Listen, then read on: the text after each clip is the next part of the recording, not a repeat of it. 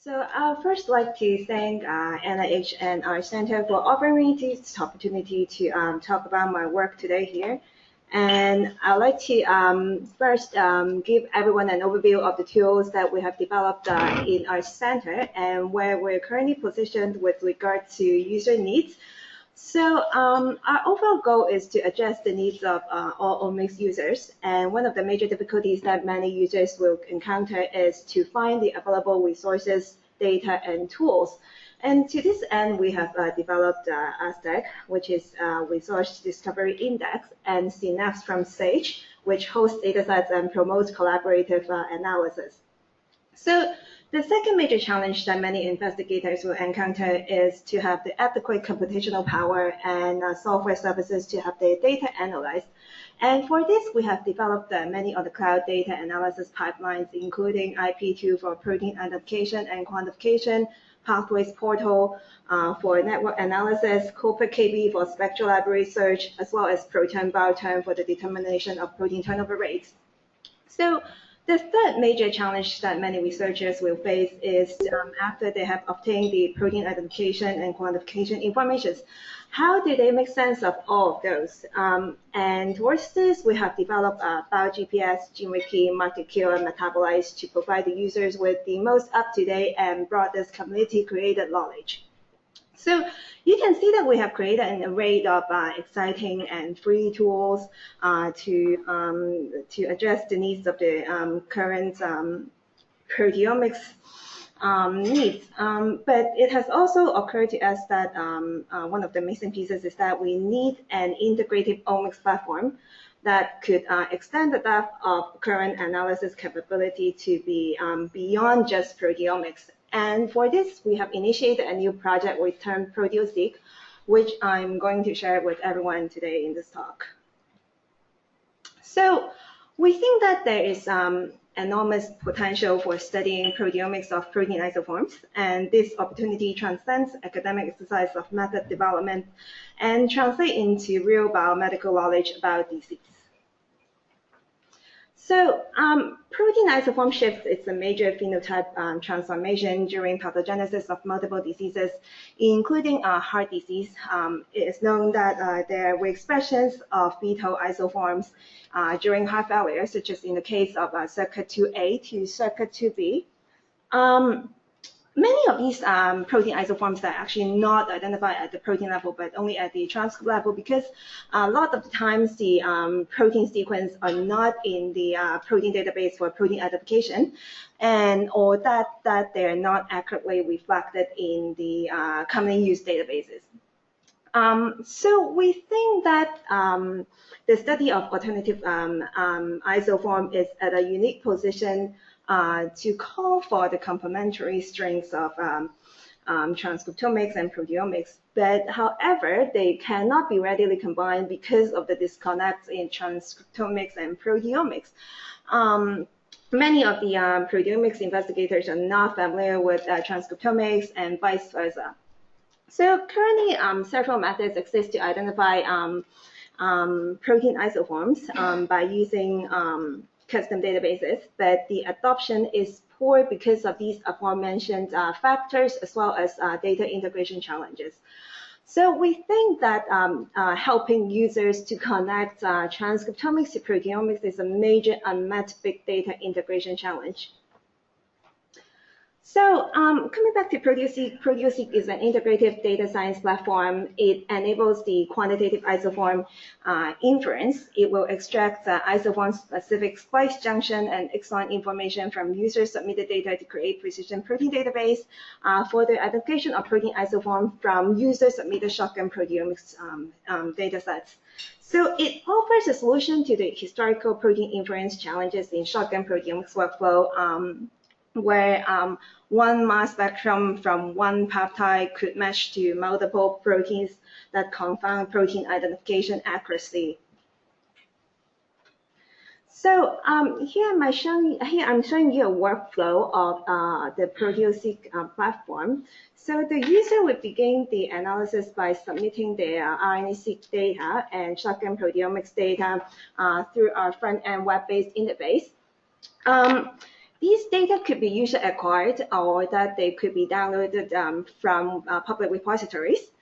And then we're going to model the RNA-seq data to infer the presence of isoforms and create precision databases to identify protein isoforms from the user-submitted shotgun proteomics datasets, while at the same time, we are going to deposit the identified spectra onto the spectral library called PKB for knowledge accumulation and future analysis. But then we'll do it after we calculate the false discovery rates, as well as integrate the auxiliary data from the RNA-seq experiments. So we'll then export the results of the identification via community standard formats and output them into a consolidated proteoseq report on the alternative protein isoforms. So here I'm showing you an example use case of proteoseq. So you're looking at a glycolysis protein pyruvate kinase that we quantify the abundance of it in both healthy heart tissues as well as hypertrophic heart tissues. So this protein has two isoforms that are from two mutually exclusive exons, which would give rise to two mutually exclusive peptides. And what we saw is that during hypertrophy, there is a 270% increase in the abundance of the isoform M2. So what I'm trying to say here is that if you don't have the protein isoform information, you'll be looking at the abundance, the quantity of this protein, as an average of every peptide from the two isoforms, which would mislead you to saying that there is no change in the disease condition. So here I'm showing you the steps that we'll take to implement proteoseq. So we'll first assemble the matching transcriptome and proteome data from new experiments and all existing repositories. These datasets will include second-generation short-read RNA-seq, third-generation long-read RNA-seq, ribo-seq, as well as shotgun proteomics datasets. We'll then use these datasets to develop analytical models to infer and quantify full-length mRNA isoforms of sample and cell-specific alternative splicing events from the hybrid short and long-read RNA-seq data. We'll also use the datasets that we've acquired to help to create a computational tool to further enhance protein isoform inference accuracy by joint modeling of RNA-seq and ribo-seq data. We'll then integrate these components with the downstream proteomics workflow to create a proteotranscriptomics platform. And we'll, obviously, we will validate the protein evidence for mRNA isoforms with immunoassays, as well as looking at the manually inspecting the mass spectra. And then we will implement the simulation plans for both the tool and data sets to promote knowledge accumulation and translation. So the success of proteoseq will be measured by both short-term and long-term metrics. We have already invited 20 leading experts in proteomics, transcriptomics, data science, and cardiovascular research to test the platform. The testers will be asked to provide structured feedback on core functions, such as how many protein isoforms have they identified, or the general usability of the platform. So for the long-term metrics, we will solicit feedback and bug reports during conferences and workshops through well-structured questionnaires. And that we will also measure the success of the long-term impact of proteoseq by looking at the number of user downloads, user comments, user registration, as well as the growth rate of the user bases. And to ensure our developmental continuity, proteoseq will be open source to promote transparent community evaluation and contributions. So in summary, proteoseq is an integrated platform that combines cutting-edge technologies in transcriptomics and proteomics.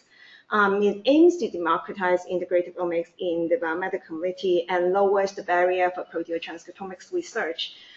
We envision that the adoption of proteotranscriptomics methods will open up new frontiers in understanding the many isoform shifts in disease And ProteoSeq will also actively synergize with collaborators within and outside the center and with the existing BD2K ecosystem. And we have already started to test the ProteoSeq tools on large human and mouse heart failure proteomics data that we acquired at UCLA. So this project is enabled by a strong team of collaborators that we have established. They're from over 20 programs and laboratories all over the world. And as you can see, they're from multidisciplinary areas, including in cardiovascular biology, proteomics, data science, and genomic transcriptomics. They have agreed to test ProteoSeq using their own data sets. And lastly, I want to point out that they are both within the BD2K initiative as well as in the broader biomedical community. So with this, I'd like to thank all my collaborators and all the center members as well as NIH. Thank you.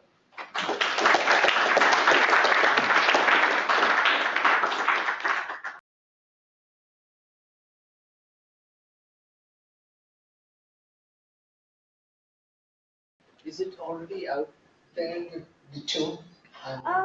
We're at the prototype stage. So we have deposited a prototype of the ProteoSeq on GitHub already, and we're still testing it on our proteomics data set. Thanks for the question. The current isoform info comes from resources like Uniprot and Ensemble, or where do you get the isoform info from? Because I guess you need to the structure. You only have the quantitation from the RNA, right? Well, yes, we do look at information from Ensemble as well as Uniprot, but we are also actively discovering novel isoforms through, we will do on top of current technology, we will do on top of technology such as RMAT by Dr. Yiseng and top lines to identify novel isoforms.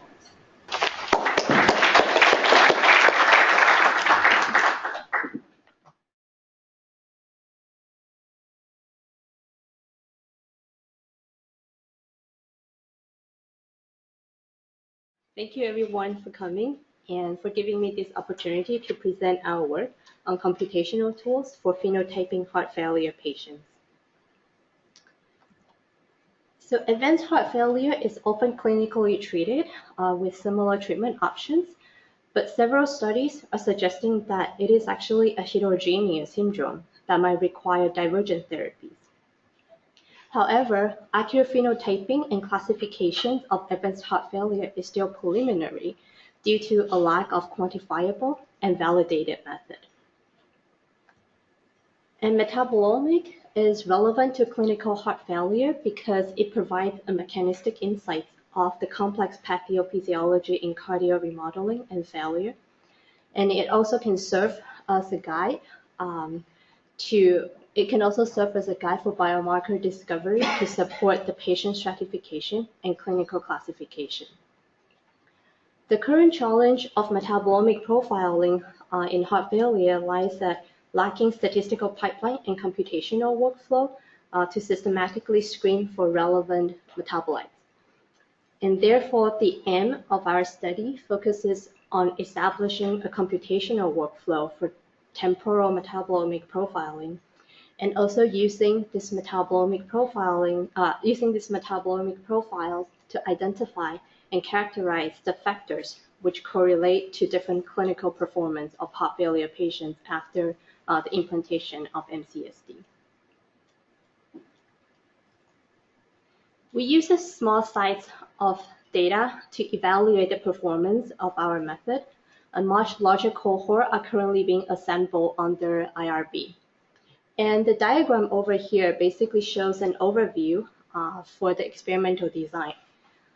We have time series blood samples collected from healthy subjects at 5 different time points, and the stage 4 heart failure patients before the surgery and up to 14 weeks after the surgery.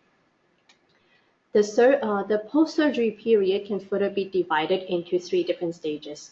Right after the surgery, we have the surgical recovery stage, and followed by short-term and long-term post-MCSD stages. 610 metabolites are quantified through a mass spec, resulting in more than 150,000 data points in our data set.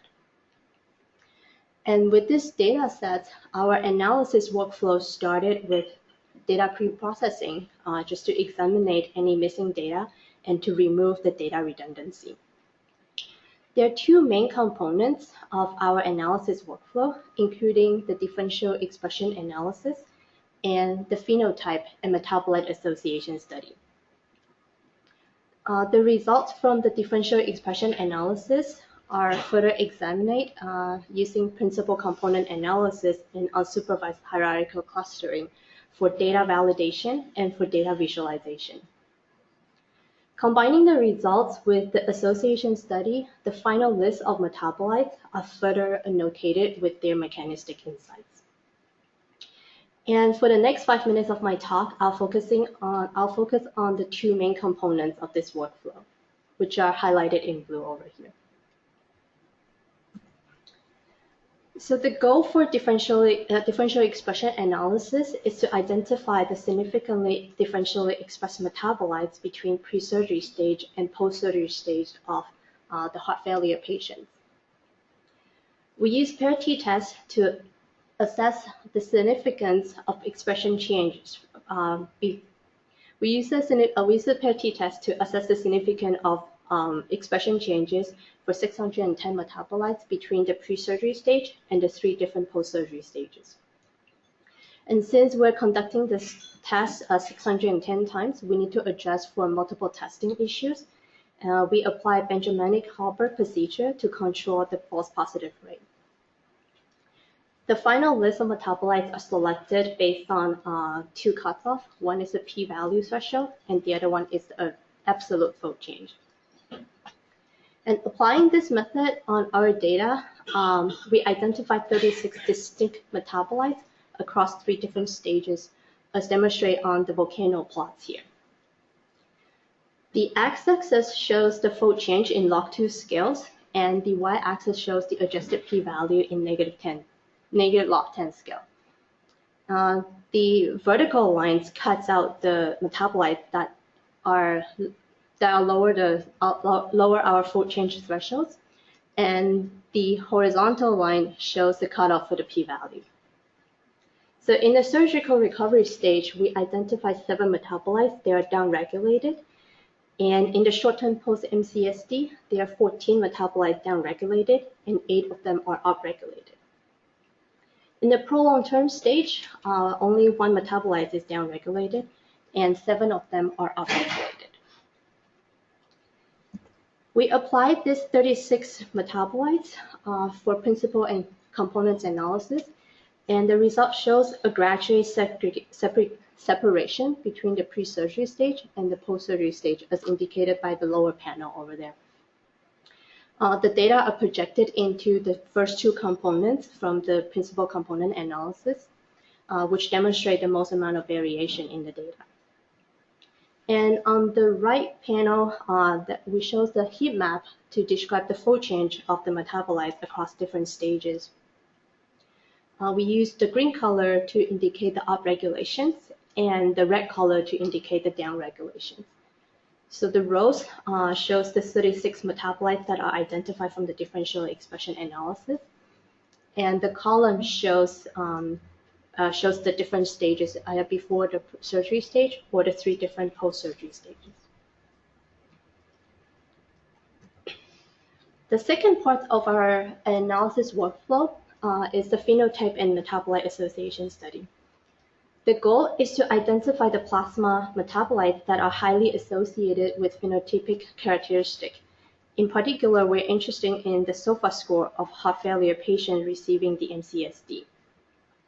We use a linear mixed model approach, which allows us to correct for confounding factors such as genetic variation, behavior pattern, and the environmental factors.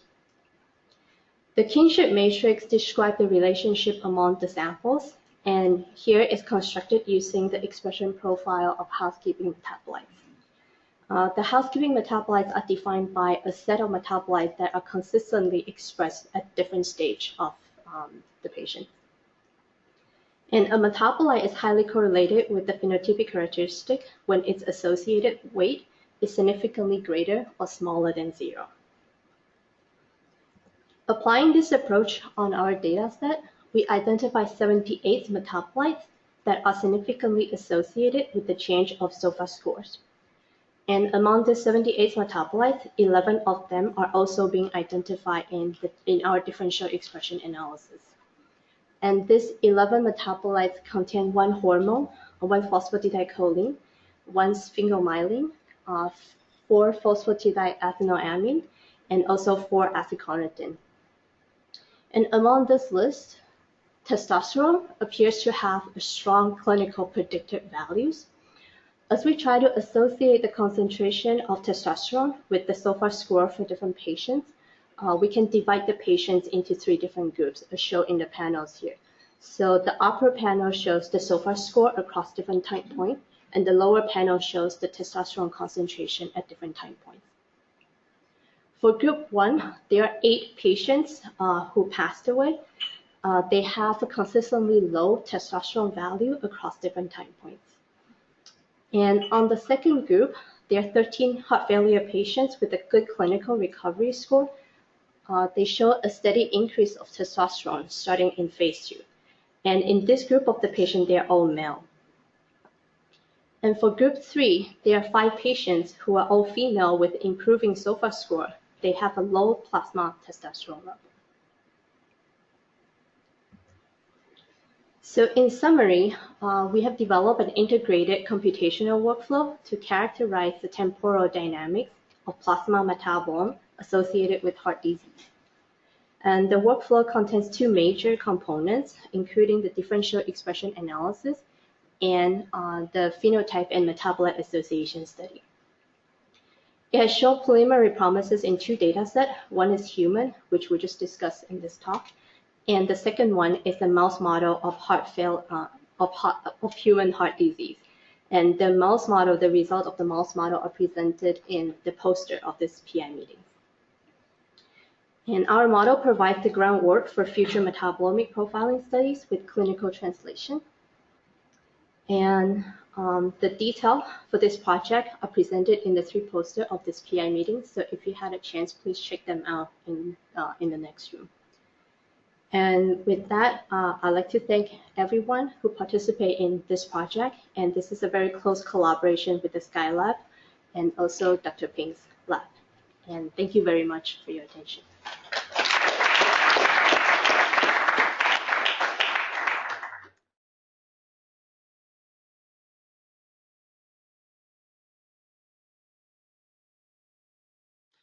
So the title of my talk today is Biomedical Research in an Increasingly Digital World. I think that's a pretty obvious statement. But what I'm actually going to talk about more today is communication. This is a quote from Emperor of All Maladies. I'm a big fan of this. It says, "Scientists often study the past as obsessively as historians because few other professions depend so acutely on it. Every experiment is a conversation with the prior experiment, and every new theory a refutation of the old." And so this really underscores the fact that communication within the sciences is very important. And for 350 years, we have been using a specific technology, a specific technique to communicate with one another, the publication. Over time, the way we have disseminated that information has changed. There have been technological advances such as the printing press, which allow us to reach more and more individuals.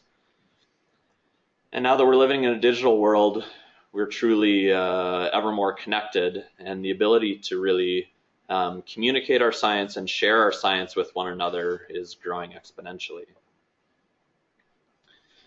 This is a paper that I'm sure many of you are familiar with, Ioannidis et al. In Nature Genetics 2009. This is specific to microarray experiments. Essentially what he showed within this piece is that only 11% of published research can be reproduced in principle. A full 54% cannot be reproduced at all. And so just to give you a little bit of background about Sage Bionetworks, I know some of you here know a fair amount about us, and many of you probably know much less. So Sage is focused on a world where biomedical research will fundamentally change to be more open and collaborative. We believe so strongly in this that everything else that we do assumes that this is going to be the case. We're a nonprofit organization, and we pilot a number of components that are necessary to build what we like to call a scientific research commons. And we support a number of communities of researchers who are working collaboratively across disciplines. And so one of the pilots that we have within Sage is a technology platform called Synapse, which I'll talk in a little bit more detail today. And what is Synapse? Synapse is a series of web services that support open scientific collaborations for clear and reproducible science. And in particular, it enables the sharing of all resources, data, code, results, and we think most importantly, their relationships to one another. These are all, the entire platform is open source. It's all out on GitHub. We run it as software as a service for the scientific community. It's free and supported by a number of philanthropic donations, as well as a number of NIH granting mechanisms. So what I want to talk about just briefly today is a case study. We have many such case studies. This one is some work that we've been doing with Dr. Edward Lau, who's in the audience here. I won't get into the scientific details of the work that Dr. Lau and his lab have gone through, but this is a screenshot of the Synapse project that he and his team are working on right now. You can see right here this little share button. It has a little lock on it. Right now, this is a private project. It's being worked on by his lab.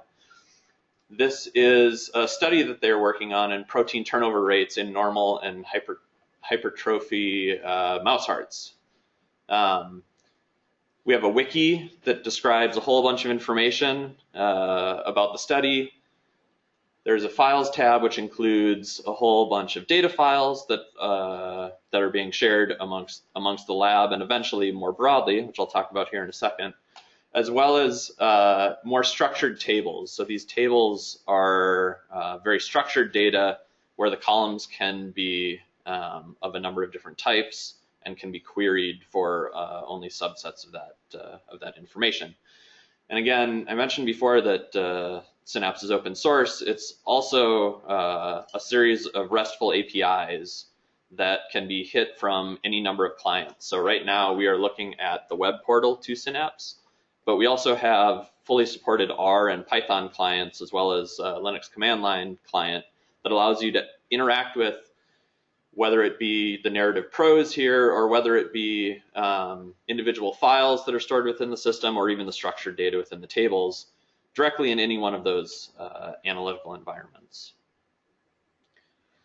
So as you can see, Dr. Lau and his lab have put a lot of time into documenting very well all of the work they've been doing, the data processing methods, each one of the individual data records, how the data acquisition was done, as well as ProTurn, which is a pipeline that they have developed. And I mentioned before Synapse allowing the ability to provide not just files, data, code, and results, but actually their relationships to one another. So based on the W3C provenance spec, we have built into the system a way for you to describe, a way for researchers to describe how they have carried out their work. And so essentially all of the inputs that have gone into a certain process, in this case ProTurn, exactly when that was documented here, and then the outputs.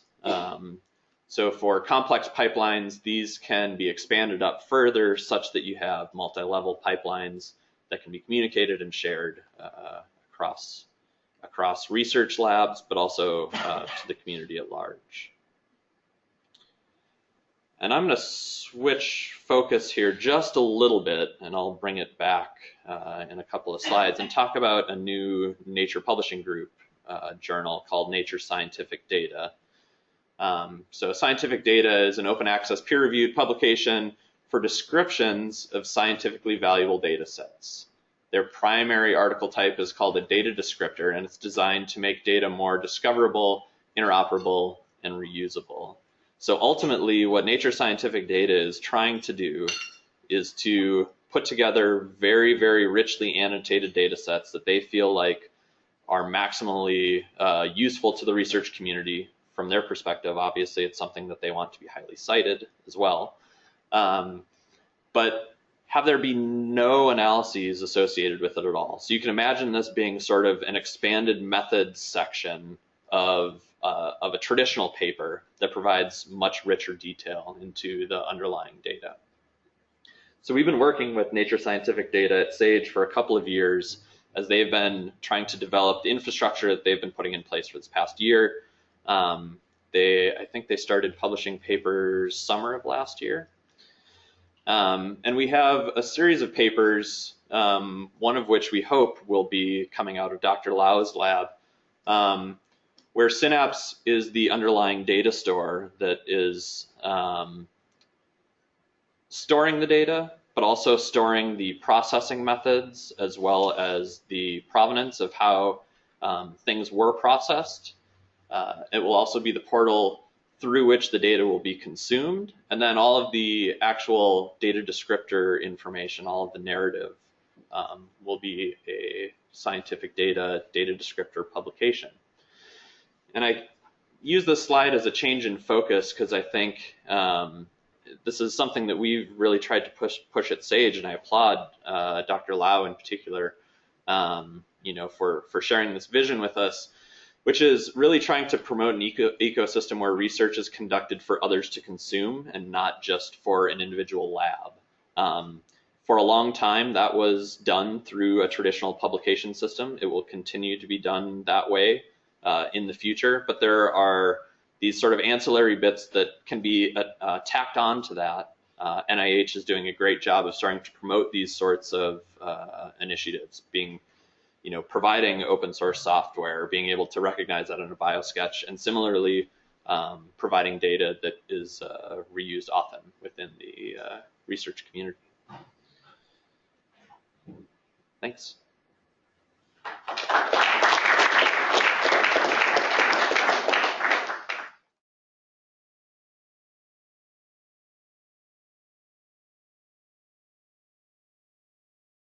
Brian, do you see Synapse moving forward as being primarily a repository for the data and the processing, or do you see it linking out to other places that store and warehouse the data and becoming the processing facilitator? Really good question. Synapse is actually agnostic to a storage solution underneath it. So all of the metadata, all of the services are built on Amazon Web Services, AWS. Our sort of default local storage is Amazon S3, but we have a lot of examples where we're working with Google and with IBM as industry partners, as well as with, so another example is the TCGA. So we actually have an SFTP server that is locked down at NIH that is actually backing the TCGA data, but Synapse is providing the mechanism to retrieve those data and to annotate around it, essentially. And so we don't want to be the one and only data store, and in fact, we don't want to be a data repository. We really want to be a place where living research projects continue to evolve, where insights are being given back to the system and not just the raw data. Thanks. So, two parts to the question. One is just trying to understand the demographic of the users. What's the spectrum of them? And the second one is, I know it's not a repository, but how do you kind of help associate with DOIs associated with all the assets? Man, that was like a softball. That was great. So we every object within the system has a unique identifier, a Synapse identifier. Every version of every file has a separate identifier. So we have SYN1234 version 5. We allow individuals to, in fact, mint DOIs for any individual research object within the system, such that it can be linked out and referenced in publications. So the first question was more about demographics. So I mentioned we work with a lot of consortia across not just disciplines, but also a big area where we have started working is at the intersection of academia, industry, and funding organizations. So we work very closely with the Accelerating Medicines Partnership, in particular with the Alzheimer's disease group. We're sort of a neutral arbiter within that group. Each one of the 4 grantees is carrying out their work independently within Synapse, but we also have a common data portal and analysis pipelines that the 4 groups are collaborating on. And so it's really a broad swath of users across academia, industry, and in terms of their expertise, like, informaticians are predominantly, or is it, the end users?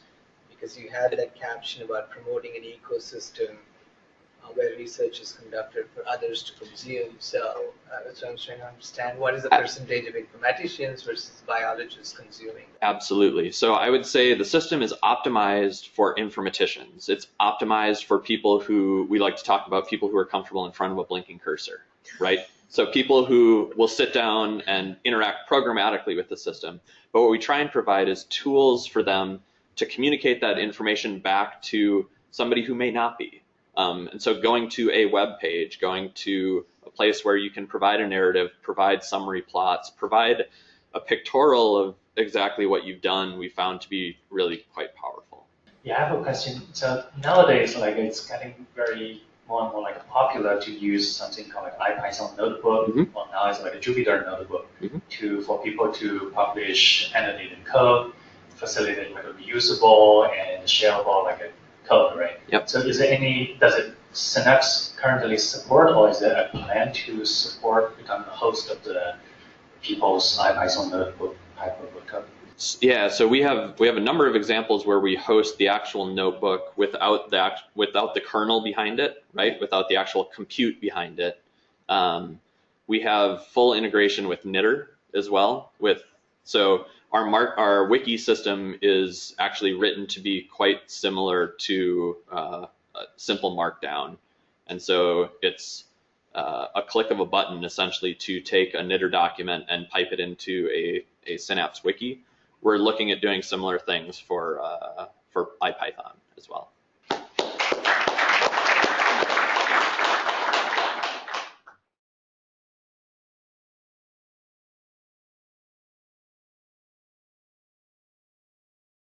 Today, I want to do a quick overview of the computational methods that the Yates Lab have been developing in order to analyze mass spectrometry-based proteomics data. And so just to be sure we're all on the same page, this is just a quick depiction of a typical proteomics data analysis pipeline, where you basically have the raw files coming out of mass spectrometer, which are then processed to identify the proteins that are present in the sample, then potentially quantified, and then you can do some sort of analysis to try to see if there are proteins that are differentially expressed between different conditions, and then move on and do some higher level analysis to see if these differentially expressed proteins, for instance, show some biological process enrichment or disease association enrichments. The Yates Lab has been focusing on tackling biological questions and computational problems in pretty much every single aspect of this pipeline.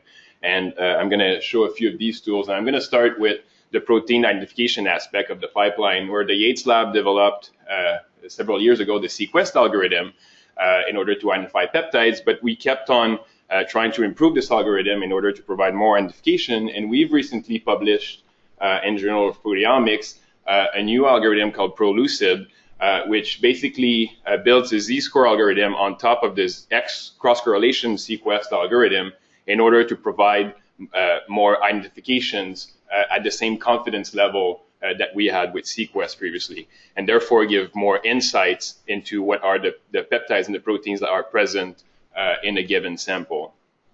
And another aspect of the protein identification problem that the Yates Lab has been tackling is the identification of intact proteins. And just to do a little bit of vocabulary here, most mass spectrometry-based proteomics is called bottom-up proteomics, where we basically have our proteins that are digested through an enzyme, typically trypsin, to a set of peptides that are a lot easier to manage through the mass spectrometer and favor better identification. The issue with such strategy is that when you digest certain proteins, certain isoforms where you have a subset protein and its parent protein, if the tryptic peptides are all shared, you won't be able to differentiate if you're identifying the subset protein or the parent protein. Similarly, if you have two isoforms with post-translational modification that are mutually exclusive, upon tryptic digestion, you will get a pool of peptides, identify them in the mass spectrometer, and won't be able to ensure that these PTMs are actually mutually exclusive or shared among the same protein. And so one solution to this is pretty simple, is to basically analyze the entire protein in the mass spectrometer.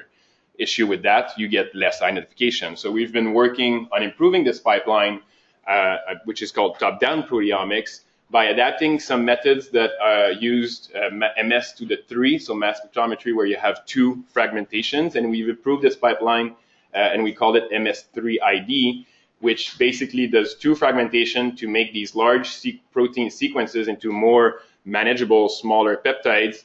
We can then use our ProLucid algorithm to match the spectra with the identified peptide, and then using some machine learning, supervised learning strategy, we can manage the large-scale data set and provide reliable identifications.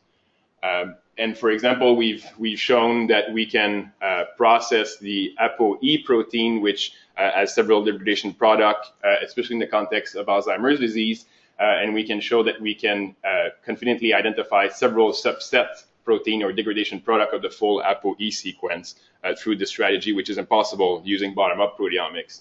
A manuscript is in preparation, and a poster is presented today on this matter. The next step after the identification is often the quantification. We want to know how many proteins are present in our sample.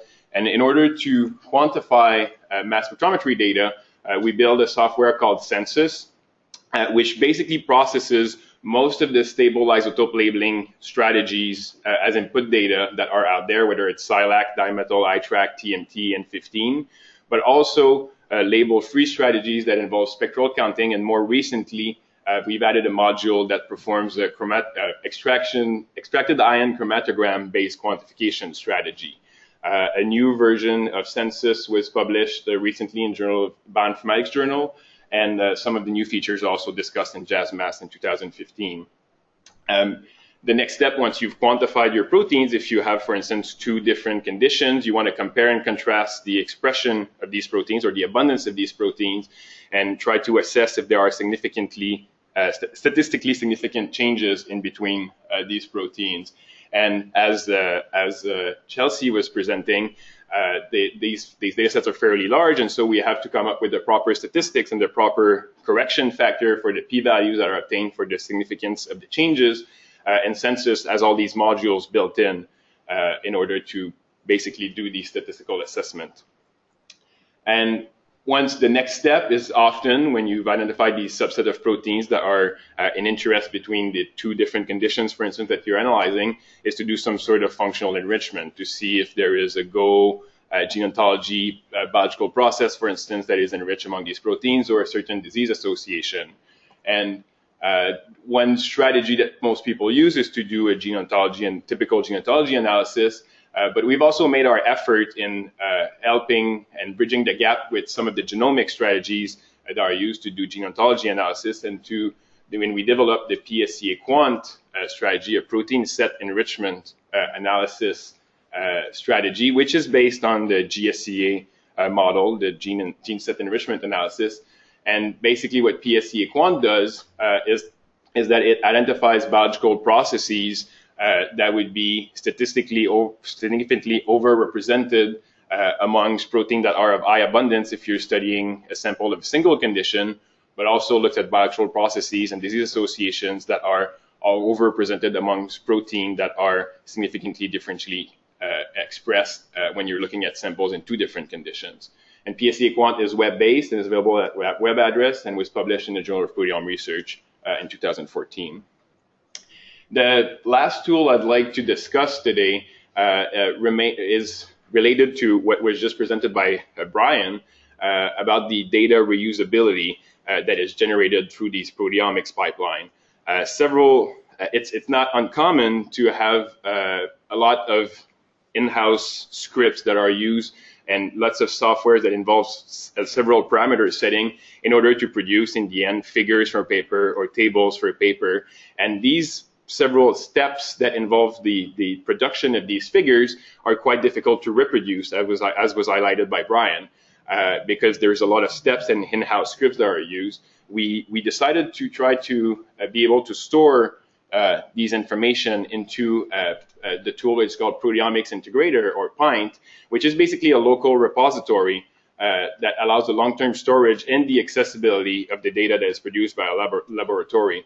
And the goal here is definitely not to compete other repositories, as Brian was mentioning also, like the Proteome Exchange repository, but more to provide some way to efficiently share the data within the lab, but also outside the lab, and be able to analyze and query high-level analysis results. So PINT is not storing the raw data or anything like that, but more the results of more complex analyses that are very difficult to replicate if you're not intimate with the data. And PINT is as a flexible data model that supports numerous experimental designs that are proteomics-based, so protein-protein interaction studies, quantification studies, characterization of a given sample, for instance. And there's a manuscript in preparation on PINT, and also a poster which is presented today. And so just a quick overview of the interface. The interface is proteomics-based, where here you basically have a query of a data set, an interactome data set of the CFTR protein, a protein that, upon a certain mutation, causes cystic fibrosis, where we queried the proteins that were identified with at least 2 peptides that were present in 2 different conditions in which the interactome was analyzed, and that obtained a certain confidence interaction score that we in-house designed. And we can see that PINT produces the resulting proteins. Also, it associates certain annotations from the OMIM database or functional annotations from UniProt, and it can show the peptides associated to these proteins and potential modification sites that are associated with these peptides. PINT is available for download and accessible at this web address, and as I said, a poster can provide more details about the PINT system. And so to end, I'd like to give a few words on the availability of the tools that we produce. All of the software packages that we produce in the lab are open source and freely available to the public. Most of them are platform independent Java program. The most recent computational effort have been focused to be web-based in order to favor the accessibility and the usage. It remains somewhat of a hassle sometimes to install software, and so we're trying to remove that barrier in order to make our tools even more used.